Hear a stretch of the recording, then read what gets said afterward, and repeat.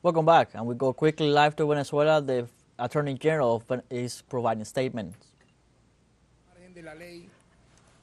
Into the line of law, and at the time the document was signed with the outcome. Let's see that document. Let's see what happened then after his sign in January of 2014. A violence wave with more than 40 deaths and 800 injured, registered brutally by the inaction of the public ministry at the time during the months of April and May, June and July of 2016. The subsequent chain and after of those facts had more than 140 dead in the death toll and approximately 2,000 injured. A lot of them burned alive by aggressive protesters buying into extreme factors that do not wish or seek the political way of dialogue or a government plan or a debate, but request in a public manner in an international forum the invasion towards Venezuela, the military occupation, the bombardment through the border with Colombia using mercenaries, the attempt of murder with drones to the Republic president then in the August of 2019 after the regional election was a lie. After, in 2019, the attempt of coup d'etat were in an open way participated running from the justice and some militaries that were kept. After the line that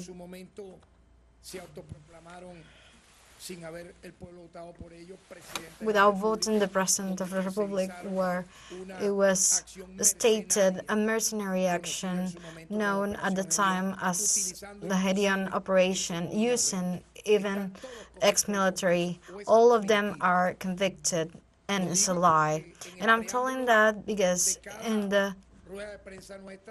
every press round we have to remember that, because the unfaithful allows me to do this next question. Let's imagine, let's unchain a civil war. You can imagine of a military occupation that the military facilities are took and the arms are took and the attempts against the life of the security forces of the state end up believing. So it's unbelievable. So the people are stopped, are presented the facts, are admitted the facts, and there is some international media, because of the national, have the consciousness to inform in an objective way, to say always in a right way, allege that detainees belonging to some political factors. So until when we're going to lie? So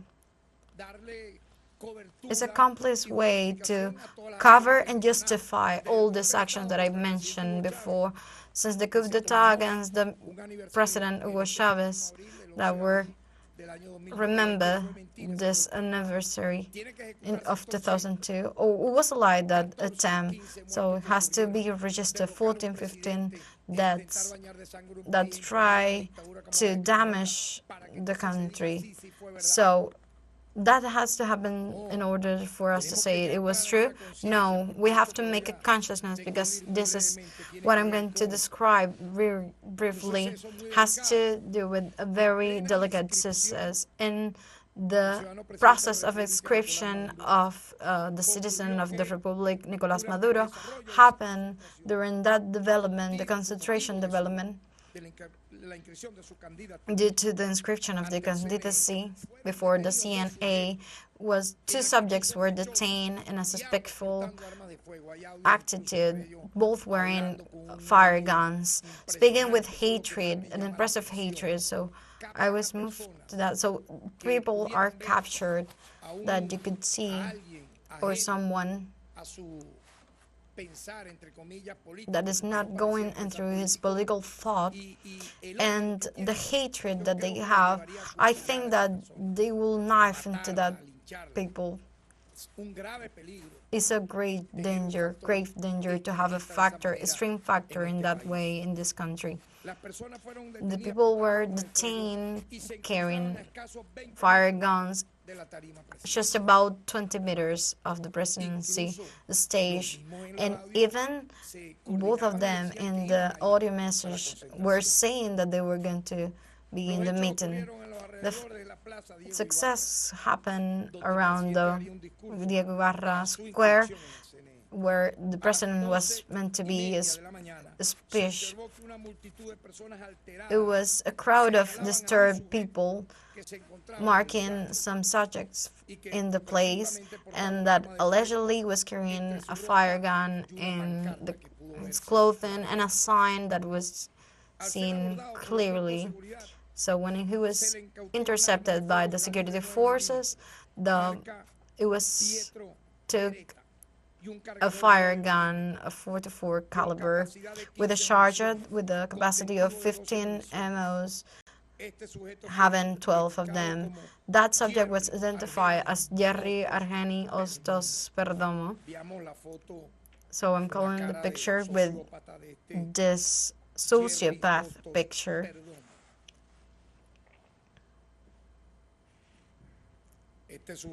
This subject, we can see it here. This subject has obviously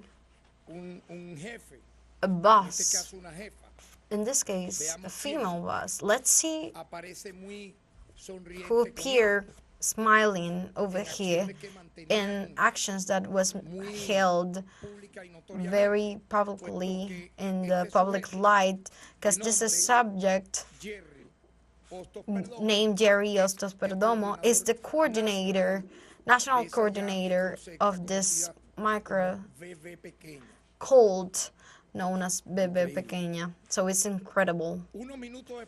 A few minutes after it was localized, this maid, when he was speaking through the phone previously, who was identified as Carlos Eduardo Castillo, who was found with a fire gun 7.65 caliber with a charger 7.65 millimeter with a capacity of 8 MO. Because of this stage, both of them were detained and put in the jurisdiction of the minister. So we can see the other picture of the other sociopath, Carlos Castillo.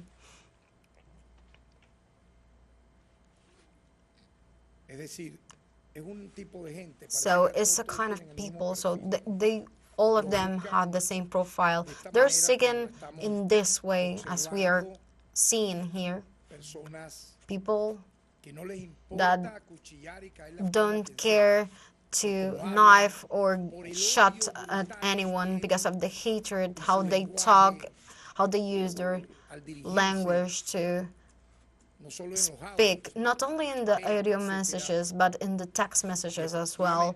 And effectively, we can see now the place where both of them were detained. What they were doing there. They were people that were following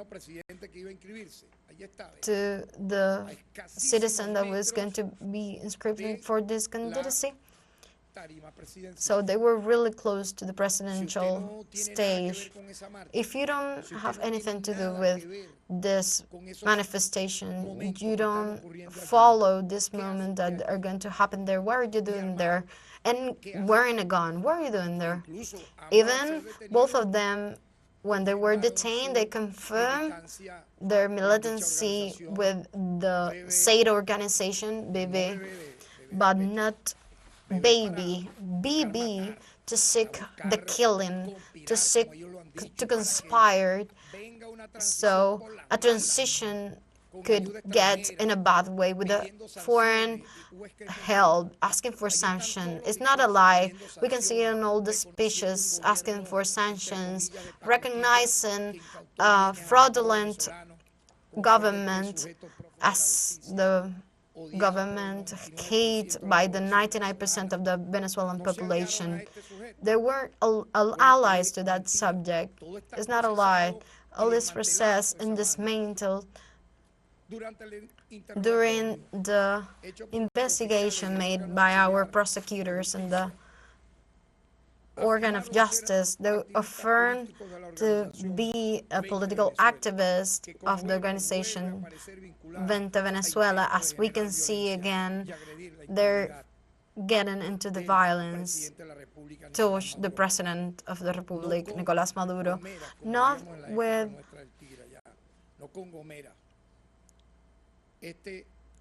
this was the kind of weapons that was retrieved from both subjects, guns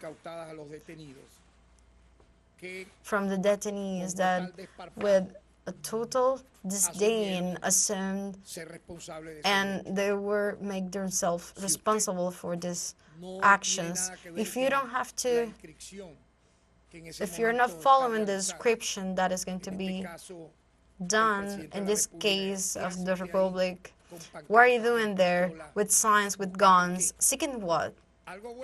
Something good?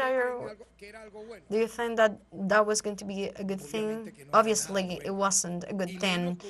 And with all that we know now, in a progressive way, during these months, as a part of the development of the investigation that has been held since yesterday during the night and the noon yesterday, where we were been working during the whole morning. In the next hours, the subjects are going to be put into trial by the crimes of magnicize, attempt of murder, and carrying fire weapons in not allowed places. So this is add to a very similar cases that have been put into the light, and the people involved in that are being duly processed into the justice. So the case Barinas, let's remember in recent days the citizen Emilio Gran Ulloa was detained, who had an apprehension order to get into trial, and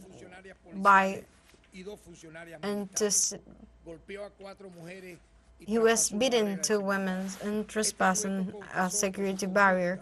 This subject confessed that his behavior was answering to organized plan to submit to the country to new waves of violence, initializing Guarina, totally stopped. They wanted to call them violent actions to impose inside and outside of the country the main line that they had by force to create a political new line. So in this sense, he referred in other acts. He said himself that last 6th of December he received instruction from Margarimena about the destabilization actions that they need to start in several days. So they were going to have a month in this 3rd phase of the total exit for during that month to generate chaos and violence in the country. So these actions, the manifest should incitate to the violence by the military and the police to increase the violence in the country. So he also said that on December 27, we're trying to contact the retired general military So he manifests that without success, the manifestations of several, they will activate the second stage of the plan, entering some militaries from the exile. Similar thing, what they try to do with the white bracelet, totally confessed by Alvaro Heredia. So this revelation is tied to the white bracelet conspiration. According to Emil Branyoa, it was the mission of the plan until the end was to generate destabilization in the country with the union members and school members against the Venezuelan state. He also received $1 million of United States dollars for that, participating in the fund's international organism. So the Monagas case, almost at the same time, where another subject, Wilfer Piña, after published in his social network a direct threat against the life of President Nicolas Maduro. He referred with WhatsApp groups and sergeants that they had in their files to have as an objective to assault the quarter in the state of Monagas in Maturi, and also to initiate a wave of violence similar to the last. It was detained Renzo Steven Flores, who outcome in the detention of the second citizen mentioned in the chats with the citizen Wilfer Peña Suarez. In the interrogation, he affirmed that Wilfer Peña tried to capture him for a plan organized with ex-fellows from the military academy. They were trying to get the military facility Paraconi to initiate violent actions.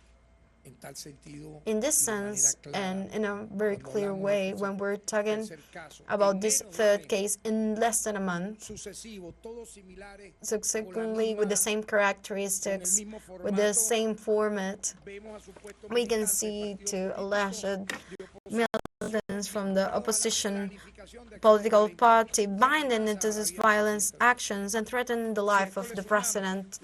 And if we add the series of 5 conspiracies involving militaries and people from other sectors and foreign sectors that we've been detailing from the first days of the year, we can find with a panorama of permanent seek by extremist factors of the opposition at the edge of the law, but in a public way, in a communication way.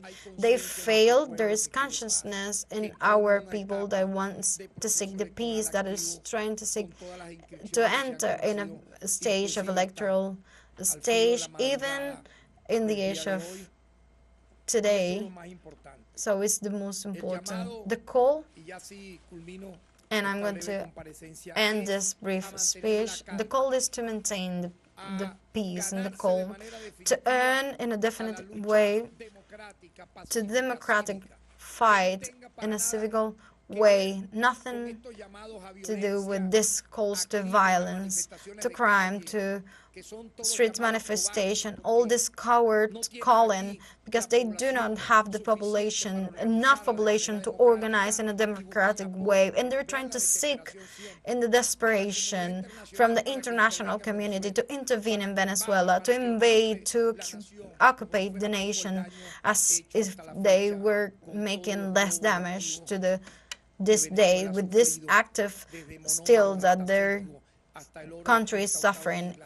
Even the golden has been in captivity in England.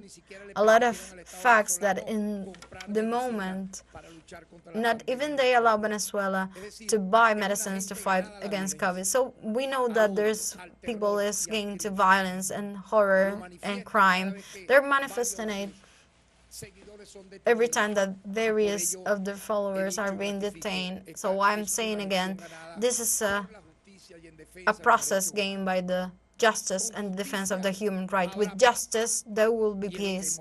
And that's where we are achieving, and we will continue to achieve. Thank you very much. Ahora escuchaban declaraciones del fiscal general de la República Bolivariana de Venezuela, quien ofrecía detalles. We were listening to the statements of Venezuela's Attorney General Tarek William. The Attorney General denounced the ongoing campaign of violence by extremist sectors within the country that seek to destabilize the nation. Tarek went over different examples over the years, the invasion attempts, the assassination plot with drones of President Nicolas Maduro, among others. The Attorney General expressed that these extremist sectors do not want peace, only violence. Tarek condemned Western media that try to cover these facts and distort the Venezuelan reality. Tarek also provided an update on the two men arrested yesterday that were armed and planned to attack President Maduro while he was addressing the people after registering his candidacy. One of the men arrested, named Jerry, is closely related to far-right sectors. The second man is Carlos Castillos. Both have a record of violence and will be tried for terrorism and attempted magnicide, among other charges. Tarek also provided updates on other cases in the last month with the same objective of destabilization and generating violence. Like this, we